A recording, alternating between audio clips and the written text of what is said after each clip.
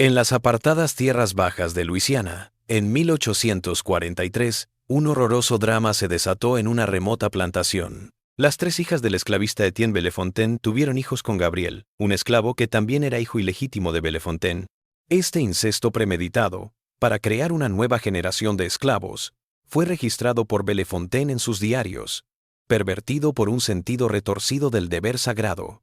Cuando la paternidad de los niños se hizo evidente, se reveló la horrible verdad del poder absoluto y la perversión de un amo, y el sheriff Lauron Mouton tuvo que resolver un crimen para el que no había ley. Suscríbete, apóyanos develando las historias que la historia trató de sepultar, y escribe tu ciudad y hora local para saber hasta dónde llegan estas historias documentadas. Era 1841 en la aislada parroquia de Pointe Coupée, Luisiana, donde los pantanos de cipreses se extendían por millas y el río Mississippi serpenteaba a través del delta, un reino en sí mismo. La plantación Bellefontaine se extendía sobre 400 acres de tierra de primera para caña de azúcar en una curva peculiar del Falls River, un lago en forma de herradura que una vez fue parte del Gran Mississippi antes de que el río cambiara de curso y dejara atrás esta media luna de agua. La situación era ideal, tanto para el comercio como para el secreto. En los meses secos, un transbordador podía vadear las aguas poco profundas que separaban la plantación del camino que finalmente conducía a New Roads, la sede parroquial, a unas 12 millas, a través de un terreno peligroso en tiempo de lluvias estacionales.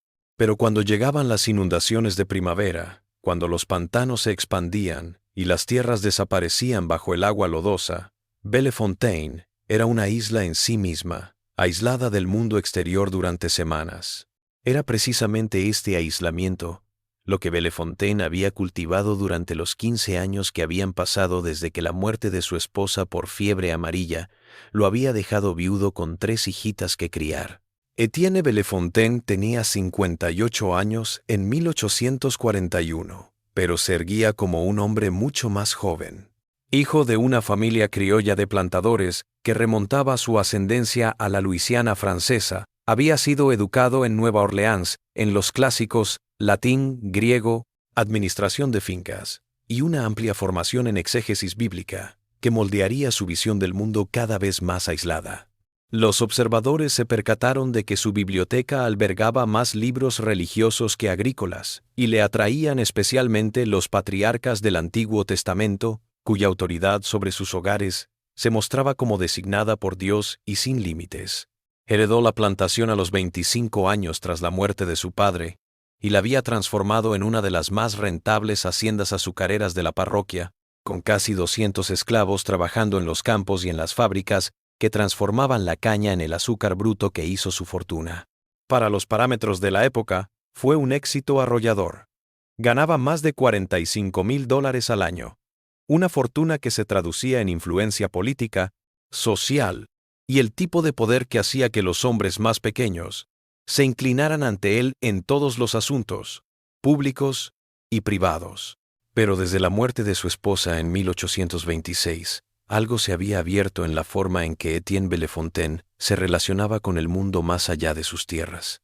Siempre había sido sobrio, devoto y estricto en sus normas. Ahora se volvió aún más solitario. Se desvinculó del calendario social que unía a las familias de plantadores de toda la parroquia. Rechazó invitaciones a cenas y bailes. Dejó de ir a la iglesia los domingos, diciendo que el viaje era demasiado para las delicadas constituciones de sus hijas, y rechazó a los pretendientes que llegaban a visitar a sus 3 hijas, declarando en cada caso que ningún hombre que conociera tenía aún el carácter moral y la crianza para igualar a su familia. Lo que los vecinos atribuyeron a la excentricidad de un viudo en duelo era en realidad algo mucho más calculado. Etienne Bellefontaine estaba creando un reino en el que nadie cuestionaría su autoridad, en el que su voluntad y el derecho patriarcal serían la única ley, y en el que sus hijas, Marie-Thérèse, Celeste y Amalie, permanecerían bajo su control para siempre. Las 3 chicas vivían en lo que aparentaba ser un lujo. La casa principal de Bellefontaine era una mansión de columnas blancas y amplias galerías que se podía divisar a kilómetros a través de los campos planos de caña de azúcar, un monumento a la riqueza que proclamaba el rango de la familia a todo aquel que se acercara. En el interior, las habitaciones estaban decoradas con muebles importados de Nueva Orleans y Francia, caoba, candelabros de cristal, retratos de antepasados en marcos dorados. Las hijas fueron instruidas por preceptores elegidos por su padre en literatura, música, costura, economía doméstica y el suficiente francés para leer los libros de rezos que él les proporcionaba.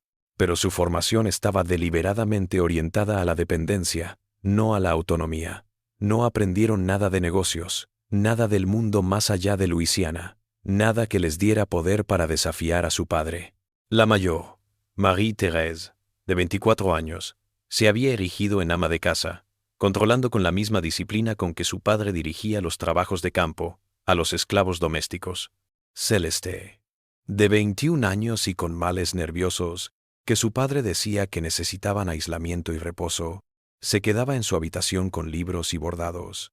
La menor, Amalie, de 19 años, a veces mostraba signos de rebeldía, pidiendo libros que su padre desaprobaba, preguntando por qué nunca iban a Nueva Orleans, lamentándose de su aislamiento. Pero estas rebeliones menores fueron sofocadas con una combinación de sermones bíblicos de su padre y amenazas veladas sobre el destino de las hijas desobedientes. En este ambiente controlado, a finales del verano de 1840, Etienne Bellefontaine trajo algo nuevo que desataría el horror que estaba por venir. Volvió de viaje a la parroquia de Saint James con un chico que dijo haberlo comprado en una plantación en bancarrota. La factura de venta designó al esclavo como Gabriel, de unos 18 años, mulato por su piel clara, y con la observación de que sabía leer y tenía habilidades domésticas poco comunes entre los trabajadores de campo. Bellefontaine colocó primero a Gabriel en la casa principal como criado doméstico. Serviría a la mesa, llevaría recados y realizaría tareas domésticas bajo la supervisión de los esclavos más ancianos de la casa. Aquellos que visitaron Bellefontaine en los meses posteriores a la llegada de Gabriel lo notaron. Era imposible no hacerlo. Su altura era elegante, casi delicada. Su piel era tan pálida que podría haberse confundido con blanca en otras condiciones, y su rostro, especialmente la forma en que sus rasgos se afinaban, y la forma de sus ojos, guardaba un parecido sorprendente con el amo. Uno de ellos fue Charles Habert, un colono vecino cuya hacienda de caña de azúcar lindaba al sur con Bellefontaine. Habert conocía a Etienne desde hacía más de 10 años. Había tratado con él y había sido invitado a la casa principal en los días en que Bellefontaine aún tenía algunos contactos sociales. Tras una visita a principios de 1841, Habert anotó en su diario personal una reflexión que evidentemente no se atrevía a hacer pública. Observó que Bellefontaine tenía al joven mulato extrañamente cerca, que el chico servía al amo en formas que iban más allá del servicio doméstico, que se parecían, la misma cara estrecha, los mismos ojos, rasgos que sugerían sangre compartida que Habert encontraba inquietante contemplar. Pero entonces añadió una frase que resumió la sociedad de entonces. No es mi lugar mirar esas cosas y hablar. Lo que fuera que Habert sospechara, lo que fuera que supiera de la conexión de Gabriel con el amo, se quedó callado. Era el código entre los colonos.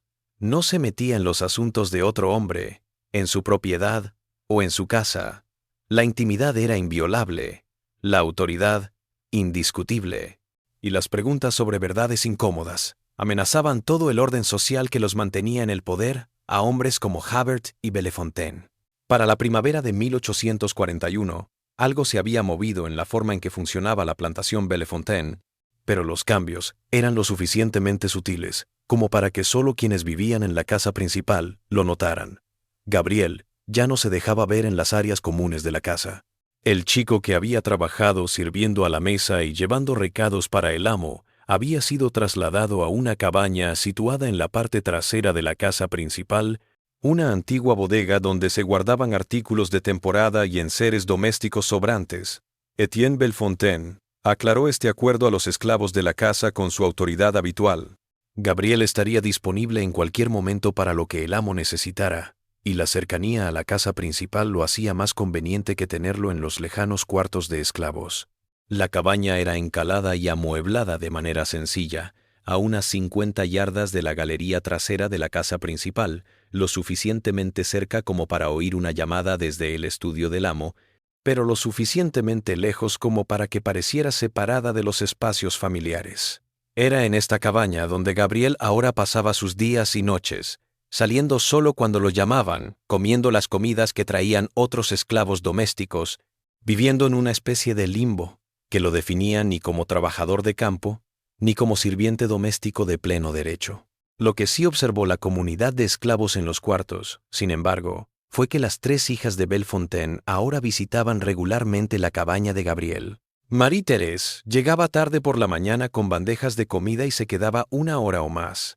Celeste llegaba por las tardes, a veces trayendo costura o libros, y se sentaba en la cabaña con la puerta cerrada contra el calor de Luisiana. Amalie venía por las noches, después de cenar, y se quedaba hasta que oscurecía. El patrón era constante, intencionado, extrañamente metódico. Las chicas blancas de su clase no se quedaban solas con esclavos varones bajo ninguna circunstancia. Los tabúes sociales eran absolutos. El riesgo de escándalo, devastador.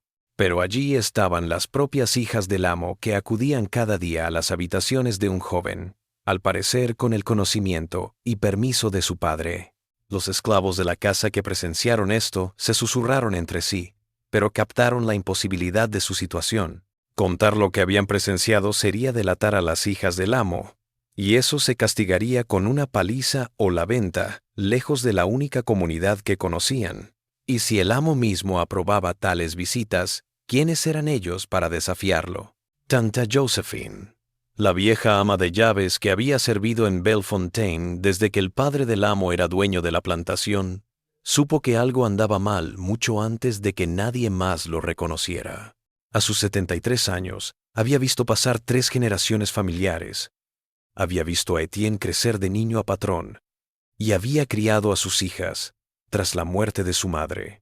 Su cargo le abría puertas a lugares y conversaciones que los trabajadores de campo jamás verían. Observó los rostros de las hijas cuando volvían de la cabaña de Gabriel. La compostura de Marie-Thérèse apenas disimulaba la angustia. La mirada de Celeste parecía ausente, como si se retirara psicológicamente. Las lágrimas esporádicas de Amalie que intentaba disimular antes de regresar a la casa del padre.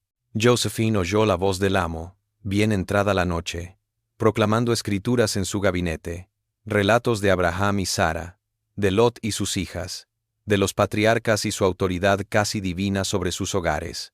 Observó que el amo había comenzado a llevar diarios elaborados, escribiendo hasta bien entrada la noche bajo la lámpara, anotando en libros de contabilidad similares a los libros de cuentas de la plantación, pero sin información agrícola. Y notó que Gabriel, cuando lo veía, que era poco frecuente, tenía la mirada vacía de alguien traumatizado, una ausencia que le recordaba a la gente esclavizada que había sido quebrantada por una crueldad extrema. A fines del verano de 1842, los signos físicos ya no podían ocultarse a aquellos que vivían cerca de las hijas de Bellefontaine. Las 3 jóvenes mostraban signos evidentes de embarazo. Sus figuras cambiaban en formas que la ropa disimulaba en la distancia, pero que no podían escapar a las esclavas domésticas que las vestían. Lavaban sus ropas y las atendían. En cualquier otra situación común, el embarazo de una hija soltera, de un acaudalado plantador, habría desatado una crisis inmediata, consultas familiares, arreglos para un matrimonio apresurado, o como mínimo, la llamada a un médico para asegurar la atención médica. Pero Etienne Bellefontaine no se llamó a familiares, no aparecieron de repente pretendientes para legitimar la situación, no se llamó a ningún médico de New Roads o Baton Rouge para revisar a las futuras madres. Pero el amo redobló el encierro familiar, rehusando recibir a nadie, ni siquiera al sacerdote que acudió en visita pastoral en noviembre. El padre Antoine Rousseau, párroco de la iglesia de San Francisco en New Roads y encargado de las capillas dispersas de la parroquia, fue a Bellefontaine porque le preocupaba la familia que no había aparecido en misa en meses. Le recibió en la puerta el amo, quien le comunicó en términos claros que no era bienvenido, que la familia se haría cargo de sus necesidades espirituales y que no volviera el sacerdote. El padre Rousseau anotó este rechazo inusual en los registros parroquiales con una nota que reflejaba su alarma. La plantación Bellefontaine está perdida para Dios. Se me prohíbe la entrada. La partera esclava Eloise fue citada en diciembre de 1842. A sus 54 años, había parido cientos de bebés en distintas plantaciones. Sus habilidades la convertían en una esclava valiosa, a veces alquilada por otros plantadores en casos de partos complicados. Bellefontaine mandó decir por medio de su capataz que Eloise sería llamada a la casa principal en enero y que se preparara para asistir 3 partos seguidos. El mensaje era extraño en su detalle, pero no sin ejemplos anteriores. Los partos de gemelos, o el momento en que varias mujeres embarazadas vivían en una casa, podían necesitar los servicios de una partera durante más tiempo. Eloise llegó a Bellefontaine a mediados de enero de 1843 y esperó que la alojaran en los aposentos para esclavos, como era habitual.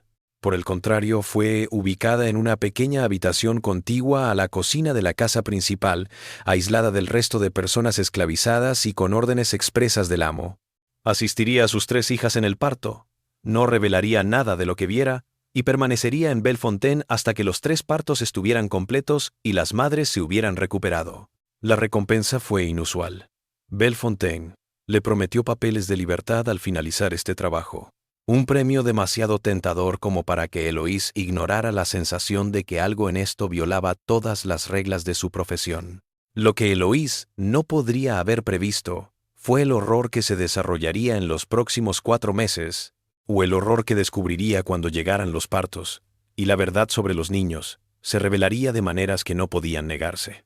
El primero nació el 14 de febrero de 1843 en el dormitorio superior, en el que Marie-Thérèse había dormido cuando era niña. El parto se inició temprano por la mañana, y Eloise fue llamada desde su pequeña habitación para asistir a la hija mayor en un difícil parto que duró casi 12 horas. Marie-Thérèse, de 26 años y primeriza, soportó el horror con la misma disciplina con que abordaba todos los asuntos domésticos, casi sin gemir durante las contracciones más intensas, rezando en francés entre una y otra. Etienne Bellefontaine se quedó en la casa, vagando por la galería de abajo, gritando a las escaleras para obtener informes sobre el progreso de su hija. Cuando el bebé finalmente llegó al final de la tarde, un hijo, sano y llorando, Eloise hizo lo que tenía que hacer. Despejó las vías respiratorias del niño, cortó el cordón, limpió al bebé y se lo entregó a su madre. Pero fue en esos primeros instantes de revisión que Eloise observó algo que la atormentaría el resto de su existencia. El niño estaba pálido, mucho más de lo que cabría esperar, ya que todos en la casa sabían que Gabriel era el progenitor. Sus características, incluso en la borrosidad de un recién nacido, revelaban la cara estrecha y los ojos característicos de los Bellefontaine. Y cuando Etienne llegó para conocer a su primer nieto, Eloise estudió su rostro y no encontró sorpresa, sino satisfacción, como si la apariencia del bebé hubiera verificado algo que había esperado todo el tiempo. El segundo llegó el 8 de marzo, menos de un mes después. El de Celeste fue más rápido que el de su hermana, tal vez 6 horas desde la primera contracción hasta el alumbramiento, pero la delicada salud de la joven y su naturaleza nerviosa hicieron que el proceso no fuera menos traumático. Lloró todo el tiempo, llamando a su madre muerta desde hacía 17 años, rogando a Eloise que lo detuviera, que se llevara al bebé, que la dejara descansar y olvidar lo que estaba sucediendo. Cuando el bebé nació, una niña esta vez, Celeste giró su rostro hacia la pared y rehusó mirar a la niña. Eloise limpió a la niña, la envolvió en algodón y trató de ponerla en los brazos de Celeste para la primera y esencial lactancia que establecería el vínculo entre madre e hijo. Pero Celeste se quedó de espaldas, tarareando sin melodía, ajena a lo que acababa de suceder. Fue Marie-Thérèse quien llegó a la habitación de su hermana, todavía recuperándose de su propio parto 3 semanas atrás, y tomó a la bebé para amamantarla junto a su propio hijo, dándose cuenta de que Celeste se había retirado a un lugar psicológico donde la maternidad no podía alcanzarla. Y de nuevo Eloise estudió los rasgos del bebé con creciente certeza. Esta niña también era pálida, con la misma estructura facial estrecha, las mismas características que definían tanto a Gabriel como al amo. El tercero llegó el 3 de abril, y ahora Eloise comenzaba a darse cuenta de todo lo que sucedía en la plantación Bellefontaine. La menor, Amalie, de 21 años, afrontó su parto ni con estoicismo, como Marie Thérèse, ni con derrumbe, como Celeste. Estaba furiosa. Entre contracciones, le contaba a Eloís, como si ella, la única de las hermanas, hubiera estado consciente del horror que estaban viviendo. Dijo que su padre les había dicho que era su deber sagrado, que Gabriel era su medio hermano, que el amo pensaba que al procrear sus hijos juntos, mantendría pura la línea de sangre y la fortuna familiar intacta. Dijo que se habían resistido, que habían llorado y suplicado, pero su padre había utilizado la escritura y las amenazas, el control total que ejercía sobre sus vidas, para someterlos hasta que la sumisión parecía la única forma de sobrevivir. Lo odiaba. Odiaba lo que les había hecho a ella, a Gabriel, a todos, y odiaba traer un bebé a este plan retorcido. Cuando su hija llegó a principios de la noche, otra niña pálida con los rasgos inconfundibles de Bellefontaine, Amalie tomó a la bebé en sus brazos y lloró, no de alegría, sino con un dolor tan profundo que Eloís, que había presenciado cientos de partos, nunca había visto nada igual. Durante las semanas que Eloís se quedó en Bellefontaine, cuidando de las tres madres mientras se recuperaban, observó a los bebés con el ojo de alguien que había parido suficientes bebés como para reconocer patrones de herencia. Los tres niños, aunque de madres distintas, eran sorprendentemente parecidos. Tenían la misma estructura facial, los mismos ojos, la misma boca, la misma complexión que indicaba una paternidad compartida. Pero sobre todo, todos exhibían rasgos que no se encontraban ni en sus progenitoras ni en Gabriel tal como se mostraba ante el mundo.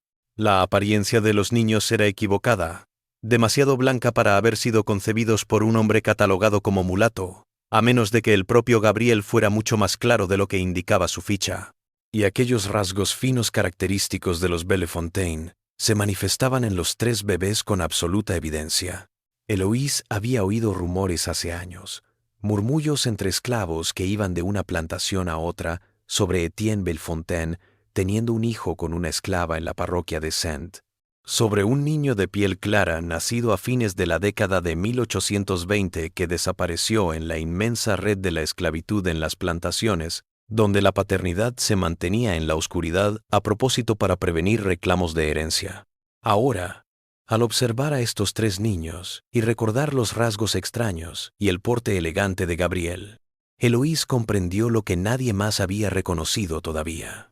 Gabriel no era simplemente un esclavo que Bellefontaine había impuesto a sus hijas.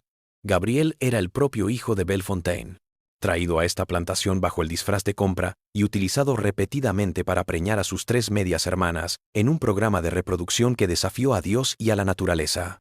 La comprensión hizo que Eloís se sintiera enferma.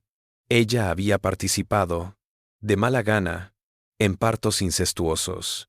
Había parido tres hijos de un padre que los engendraba como ganado, y portaba un saber que, de revelarse, podría costarle la vida o la venta a las bestiales plantaciones de azúcar del Delta Profundo, donde la esperanza de vida se contaba en años, no en décadas. Pero Eloís era también una mujer de conciencia, formada por décadas de presenciar nacimientos y reconocer la santidad de dar vida. Lo que ocurría en Bellefontaine era una atrocidad que contradecía todo lo que ella consideraba sagrado: la familia, la seguridad de los niños. A principios de mayo, cuando los papeles de libertad prometidos no aparecieron y Bellefontaine le dijo que se quedaría en la plantación indefinidamente para mantenerla callada, Eloís tomó una decisión que requeriría un valor increíble. Encontraría la forma de informar a las autoridades, aunque los esclavos que denunciaban delitos de blancos sufrían castigos peores que la muerte. La misiva que llegó a la oficina del sheriff de la parroquia en New Roads a mediados de mayo de 1843 era corta, anónima y perturbadora. Escrita con letra pulcra en papel liso sin señas de reconocimiento, no decía más que una frase: los niños de Bellefontaine deben ser vistos. Un alma cristiana. El sheriff Laurent Mouton, de 51 años y 12 como jefe de la ley para la parroquia de Pointe-Coupée, había tratado con cientos de quejas e informes en su tiempo. Había perseguido esclavos fugitivos, resuelto disputas de tierras, investigado casos de violencia ocasional entre vecinos y mantenido el orden en una parroquia rural donde las distancias eran grandes y la autoridad dependía más de la reputación personal que de la fuerza de la ley. Pero esta carta era diferente. Hablaba de niños en peligro, retenidos en una plantación perteneciente a uno de los hombres más ricos y poderosos de la parroquia, y provenía de alguien demasiado asustado para afirmar o dar detalles que pudieran rastrearlos. Mouton era un hombre pragmático, ex soldado de la milicia de Luisiana en la guerra de 1812. Luego, agrimensor, que había aprendido paciencia y ojo para los detalles, a través del trabajo repetitivo de medir límites de propiedad sobre terrenos accidentados. No era dado a fantasías ni alarmas, pero algo en esa carta lo perturbaba, tal vez porque su propia esposa había fallecido durante el parto 5 años atrás y no podía descartar ninguna insinuación de que los niños estuvieran en peligro. Mouton comenzó su investigación como lo haría cualquier buen sheriff, preguntando por ahí entre la gente de New Roads, que pudiera saber algo de los Bellefontaine. Recorrió a los tenderos que abastecían la hacienda, preguntando casualmente por entregas recientes, si habían notado algo fuera de lo normal.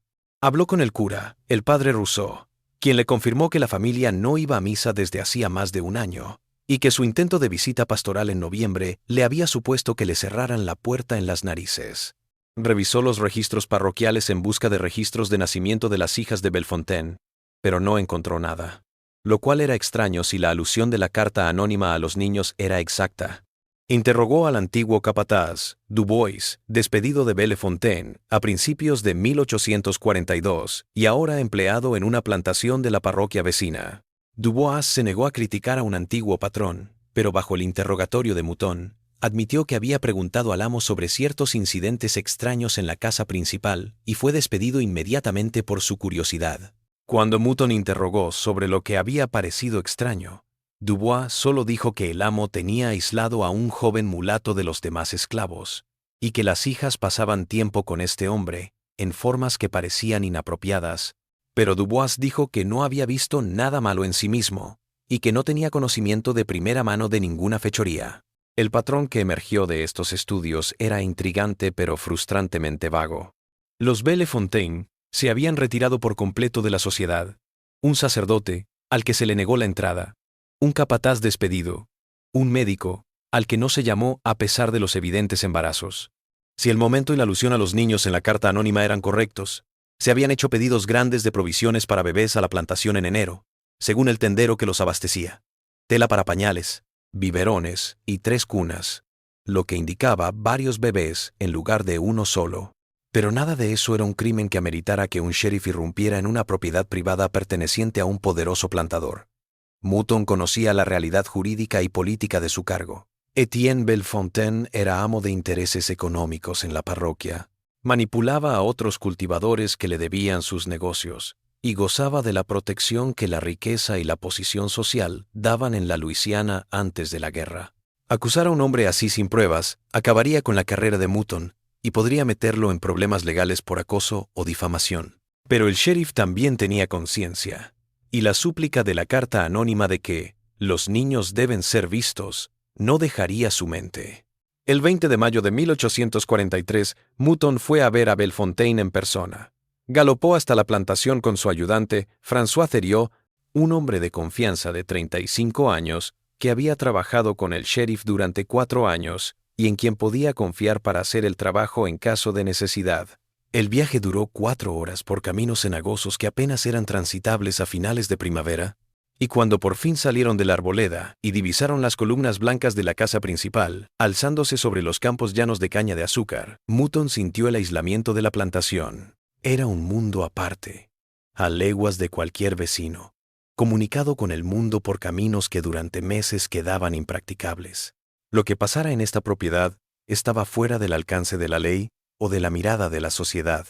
Les recibió en la puerta Marchand, el capataz actual, que les negó la entrada con una frase evidentemente aprendida de memoria. El señor Bellefontaine no recibe a nadie.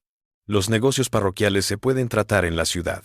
Mouton se hizo llamar sheriff y dijo que estaba investigando un informe sobre niños en la propiedad y que necesitaba hablar con el amo en persona.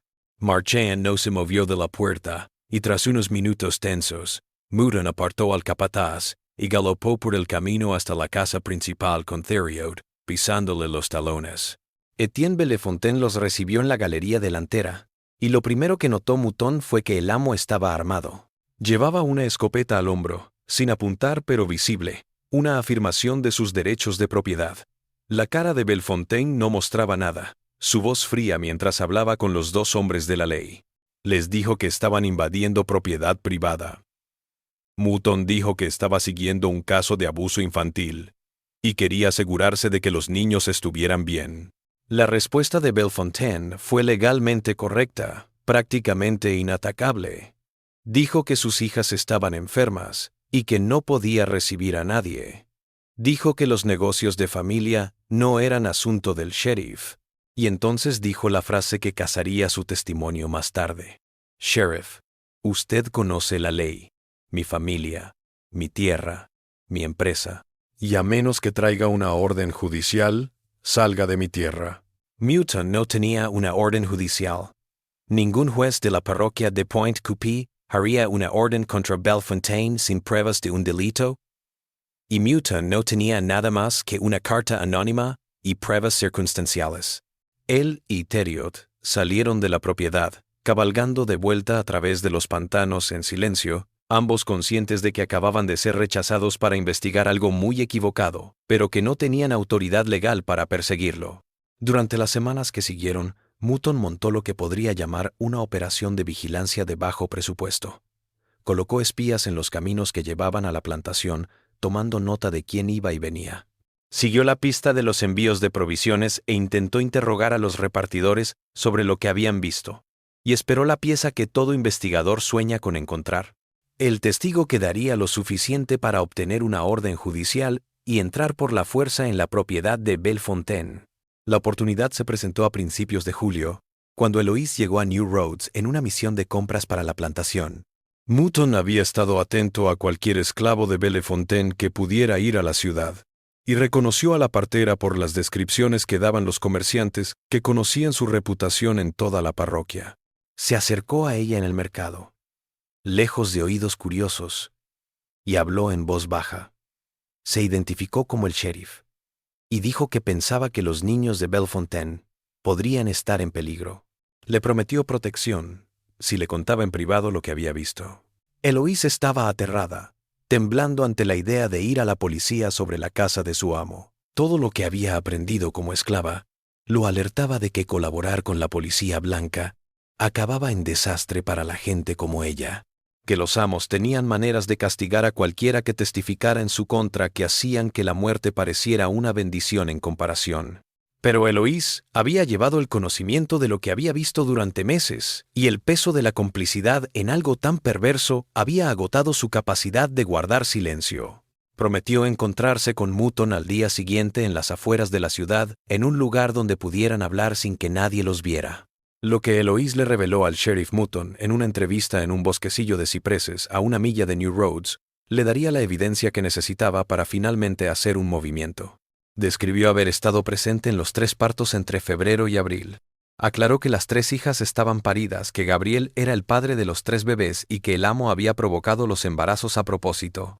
Pero entonces reveló la pieza que convirtió esto de un caso de error sexual en algo mucho más monstruoso. Le explicó a Mouton que los bebés no eran negros. ¿Cómo cabría esperar si Gabriel fuera simplemente un esclavo mulato? Eran blancos, algunos de ojo azul, todos con características que no se veían ni en sus madres ni en Gabriel, al parecer. Explicó cómo había ido entendiendo en semanas de cuidar a los bebés y sus madres que el mismo Gabriel debía ser hijo de Bellefontaine, traído a la plantación bajo la cubierta de una compra. Contó lo que había oído.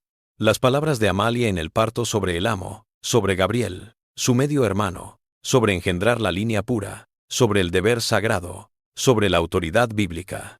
Y relató los diarios del amo que había espiado en su estudio, cuadernos repletos de fechas y notas que registraban su programa de cría con la frialdad clínica de un ganadero, tomando nota de apareamientos exitosos.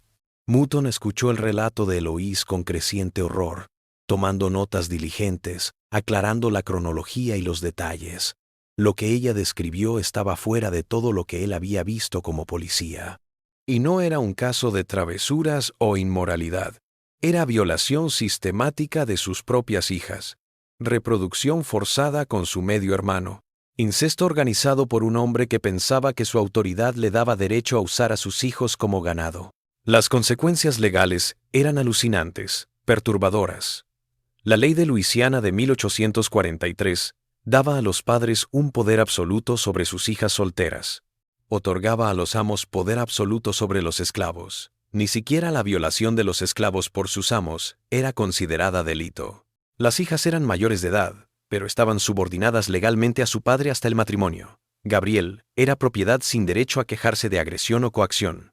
La relación incestuosa sería casi imposible de probar sin confirmar la paternidad de Gabriel, algo que Bellefontaine podría negar fácilmente y que ninguna autoridad legal podía forzar con pruebas de sangre o científicas. Pero Mouton vio que podría tener una forma legal de ayudarlo, el interés superior de los niños pequeños. Incluso si nacían en cautividad, se podía intervenir si había sospechas de que corrían peligro.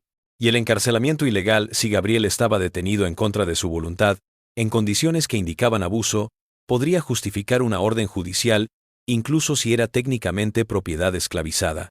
Mouton pasó las semanas siguientes preparando su caso. Registró todo lo que Eloise le había revelado en informes oficiales. Recopiló testimonios de comerciantes sobre envíos de provisiones que confirmaban la cronología de varios nacimientos.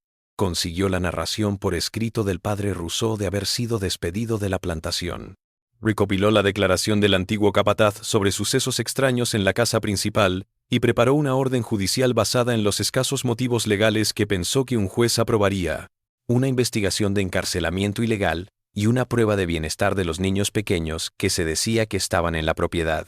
Evitó hacer acusaciones más graves de incesto o abuso sexual que serían imposibles de probar en los tribunales y políticamente imposibles de perseguir contra un hombre del calibre de Bellefontaine. El 10 de agosto, el juez Marchand Thibodeau, un juez de circuito visitante en Baton Rouge que no tenía conexiones personales con los plantadores de Pointe-Coupée, revisó la evidencia de Mouton y dictó una orden judicial que autorizaba al sheriff a ingresar a la propiedad de Bellefontaine, verificar el bienestar de los niños que se decía que vivían allí e investigar el posible encarcelamiento ilegal de personas en el lugar. Mouton reunió un pequeño equipo para la incursión que sabía que sería peligrosa y probablemente violenta. Reclutó a su subordinado Theriot, a 2 ciudadanos locales de New Roads que no tenían tratos con Bellefontaine, y, lo que es más importante, al doctor Armand Castille de Baton Rouge. El doctor Castille, de 40 años, formado en la Escuela de Medicina de Filadelfia y con experiencia en obstetricia y salud infantil, que daría certificación médica legalizada de lo que encontraran. Mouton les informó con cautela que probablemente se encontrarían con resistencia armada, que el amo había demostrado estar dispuesto a usar la fuerza para defender sus derechos de propiedad y que debían estar preparados para presenciar cosas que desafiarían su comprensión de la depravación humana. Galoparon hacia Bellefontaine antes del amanecer del 15 de agosto, acercándose a la plantación desde diferentes direcciones para que nadie pudiera oír o destruir evidencias antes de que pudieran asegurar la casa principal. Lo que descubrieron cuando irrumpieron en la mansión Bellefontaine superaría incluso los temores más oscuros de Mouton sobre lo que había estado sucediendo en ese reino aislado, fuera del alcance de la ley y la civilización.